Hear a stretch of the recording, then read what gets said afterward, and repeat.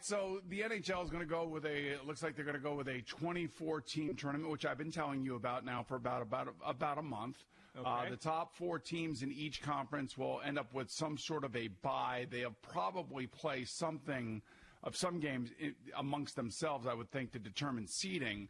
But I do know, and I feel pretty confident about this, that the New York Rangers will end up playing the Carolina Hurricanes in a best of 3 of 5 series to get into the final 8 to be a part of the Eastern Conference's Stanley Cup final race.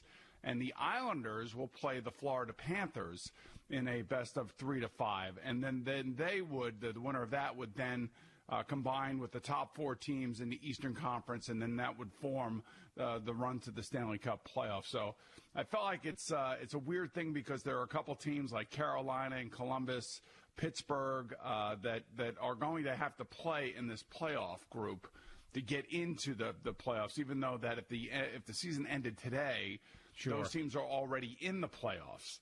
Well, so the bottom 4 in the top 8 are going to play the other 4 teams that are outside of the playoffs right now as we speak, with a best of 5, 3 of 5, to get into the playoffs to make the run for the Stanley Cup.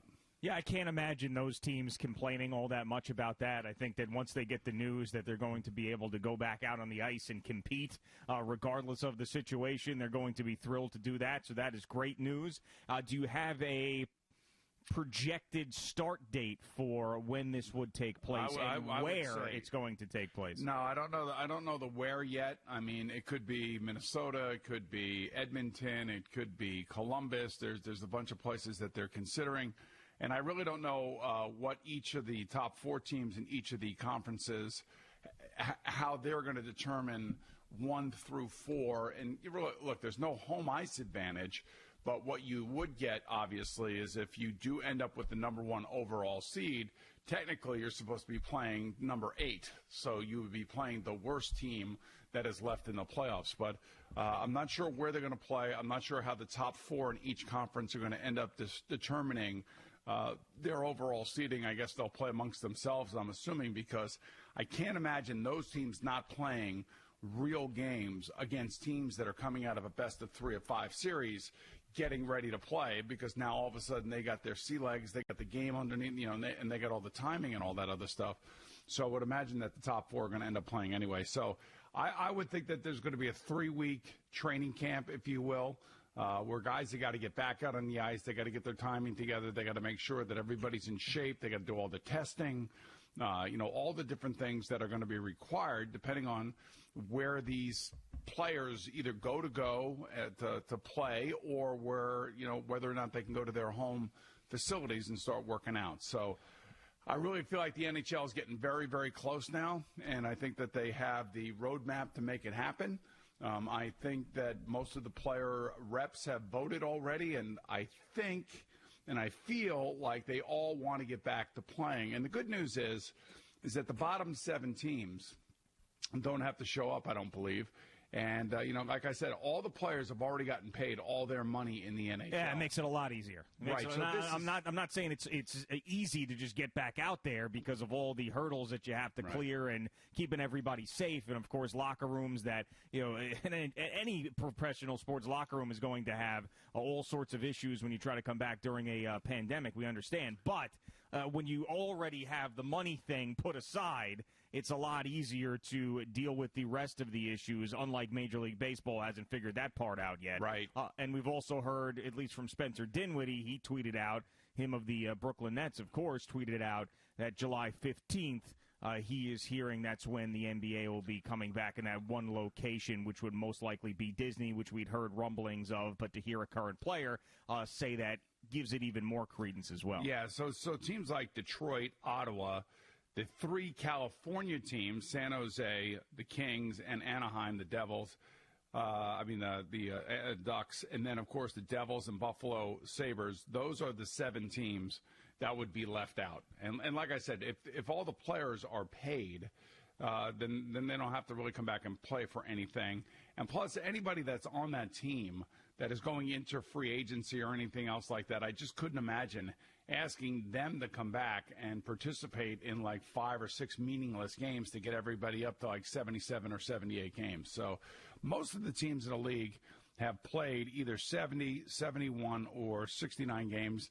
I think the Islanders are one of the few teams, the Islanders and the Carolina Hurricanes, who have only played 68 games. So, nothing's going to be perfect, and you and I talked about this now for a month and a half, 2 months, that however these teams come back, I am not going to criticize, because I can't even imagine what the commissioners and what the main offices of these leagues have got to go through, trying to figure out all the different situations and scenarios. What happens if somebody does come down with COVID-19? What happens if, unfortunately, somebody not only comes down with it, but then ends up dying with it? And I'm not just talking about players. I'm talking about officials. I'm talking about the support staff that it takes to run an NHL game, the guy that's on the Zamboni, the guy that's, inputting everything into the statistical database, all those people that make it run, including trainers and custodial staff for all the different arenas. I mean, if somebody ends up coming down with COVID-19 and ends up dying, that will be the real test, I think, for all of these leagues as to how they handle it. But it's like, life is filled with risks. Life is filled with all sorts of chances we all take on a daily basis.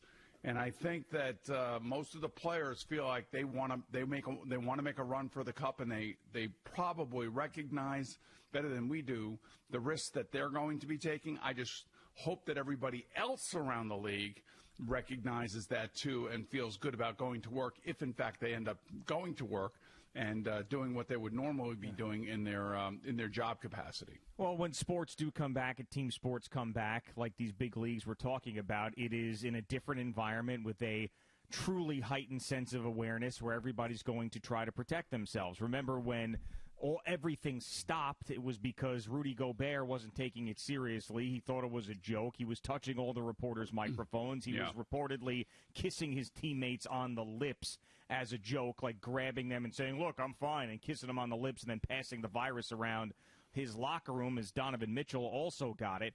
That's not going to be happening any longer. I think that everybody understands that you have to take these measures to put yourself in a better spot to stay healthy than not.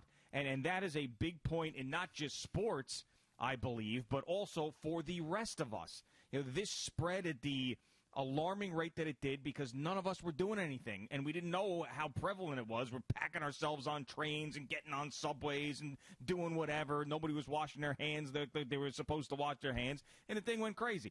Now when we do stuff a hell of a lot differently, and we are way more conscious. So I have faith that when these teams come back, there is going to be a very, very heightened sense of I need to protect myself. I can't just wait around for everything to break my way. I need to do things to make sure that I stay healthy, and that's going to help these leagues continue without positive cases. If there's no guarantee, there's still always going to be a chance, but we're in a hell of a lot better spot now as we approach Memorial Day weekend in the end of May than we were back in early March when these teams were still playing, where it was just impossible to continue the way that things were going.